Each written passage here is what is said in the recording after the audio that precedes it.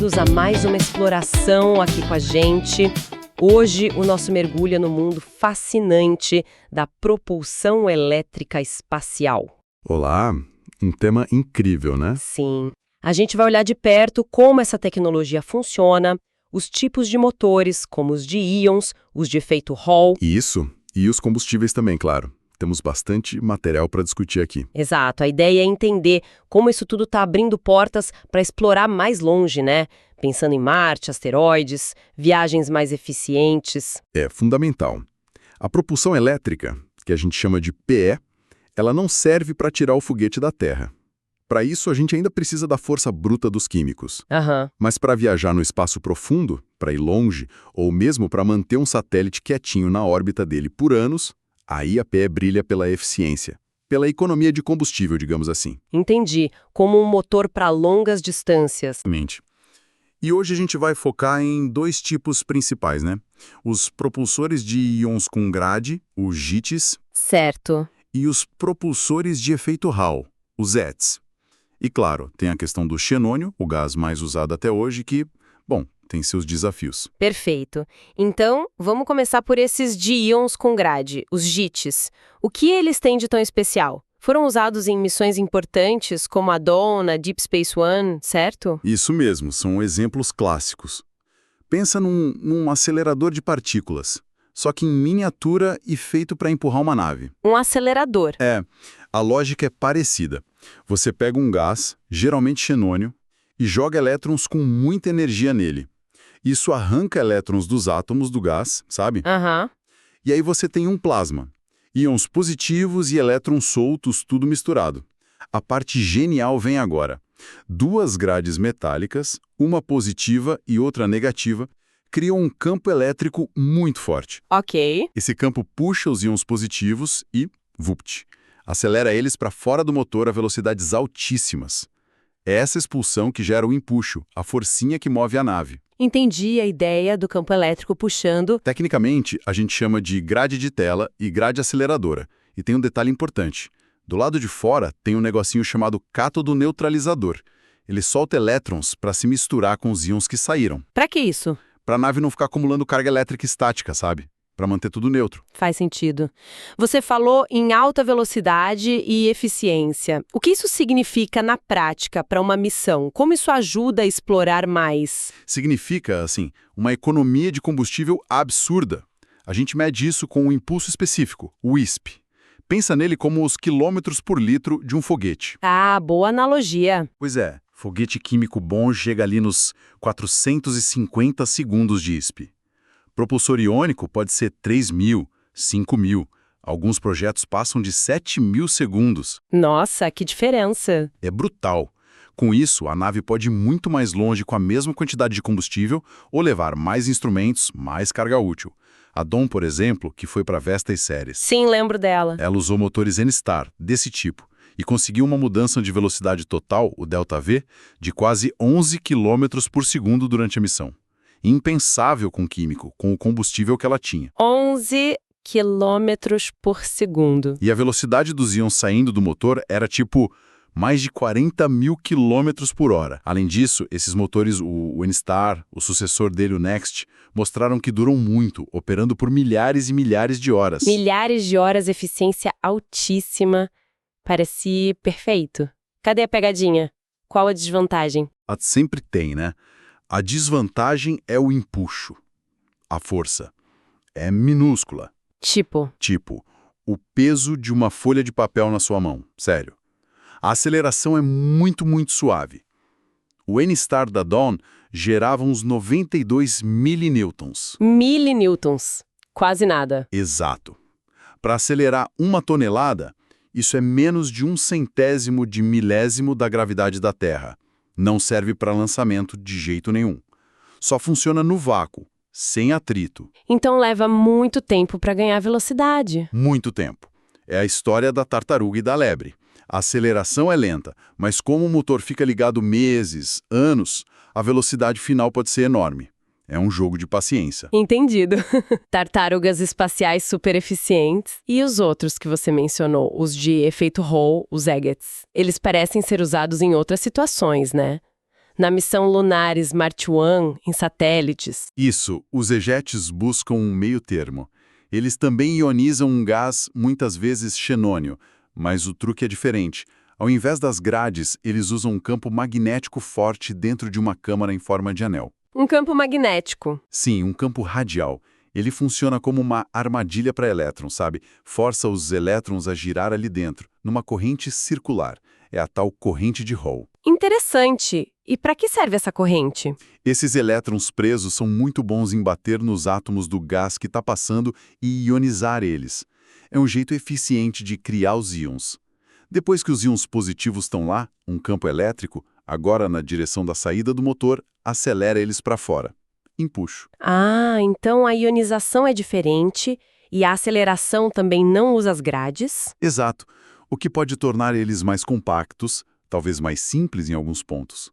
Mas eles ainda precisam do cátodo neutralizador lá fora, igual aos JITs. E o desempenho, se eu estou planejando uma missão, quando eu escolheria um HET em vez de um JIT? Olha, geralmente o HET te dá mais força por energia gasta.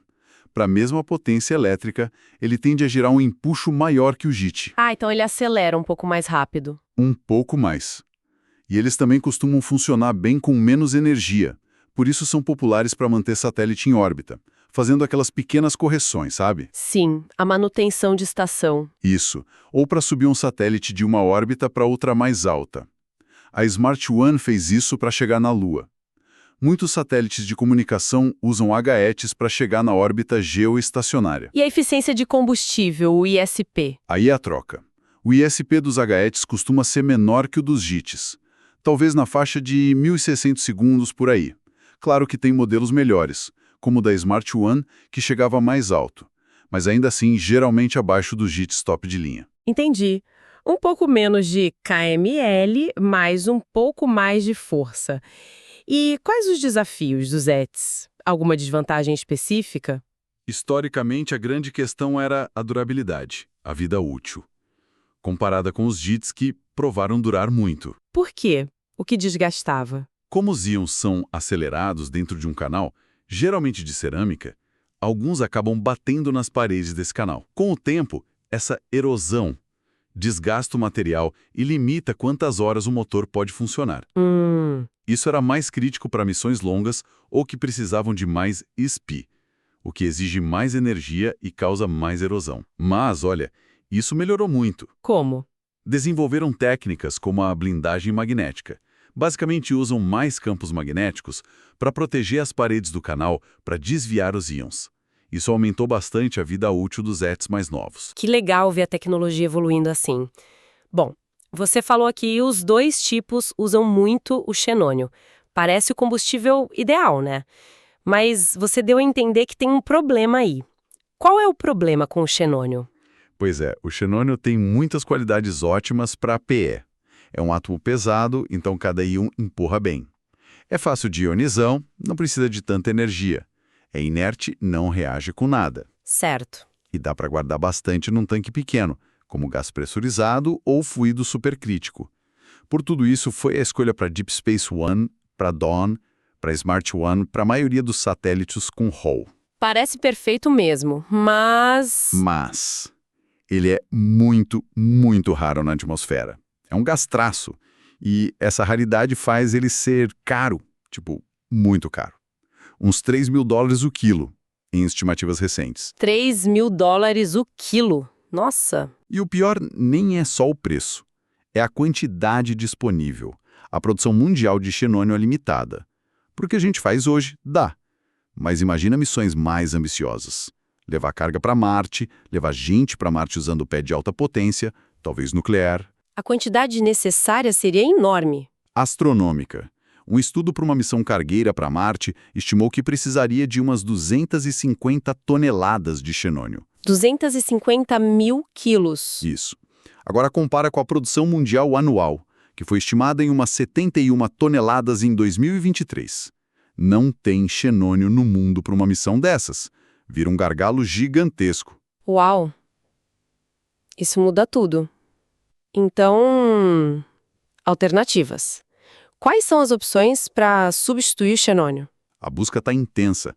A gente precisa de algo mais abundante, mais barato e que funcione bem, claro. Tem algumas opções na mesa. Quais, por exemplo? Primeiro, o criptônio.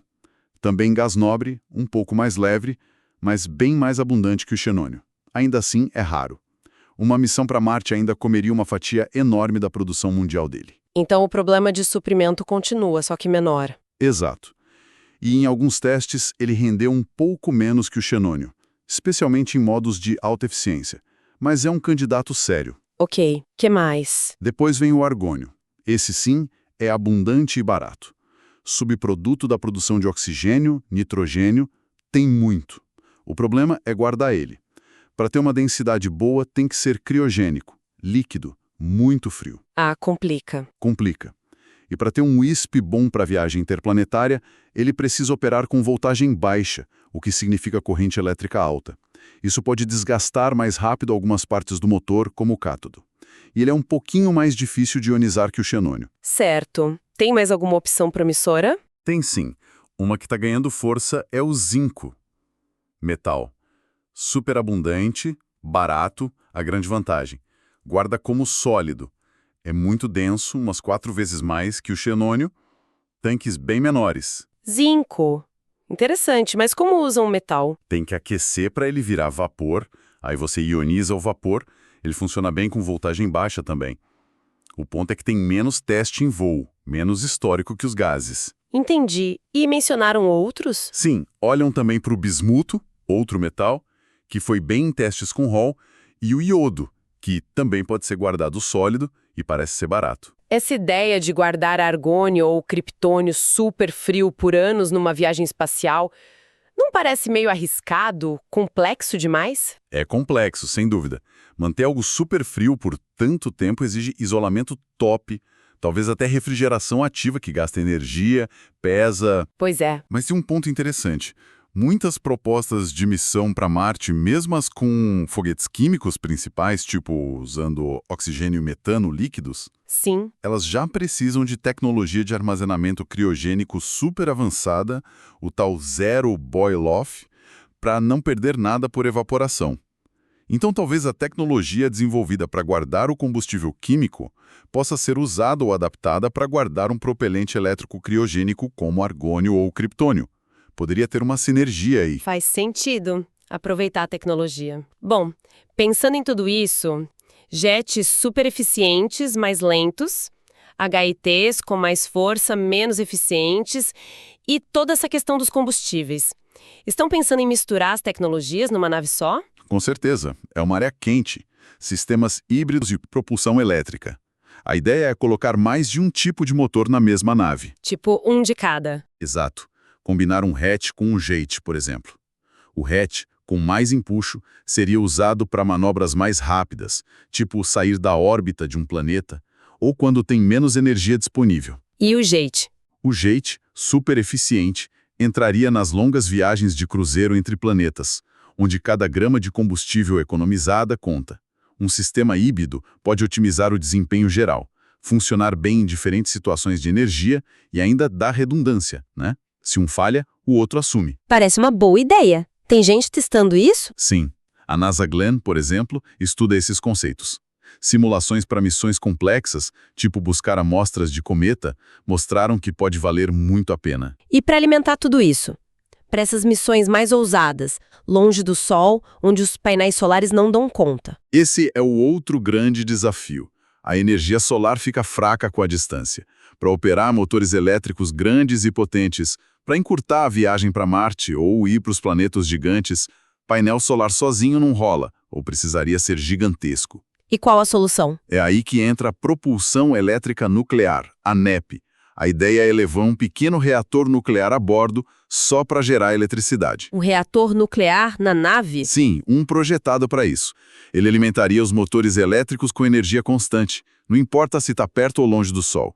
Conceitos russos como o TEM, estudos antigos da NASA para missões para as luas de Júpiter ou para levar gente para Marte, muitas vezes apontam a NEP como essencial para essas explorações mais difíceis. Então, o cenário é bem complexo.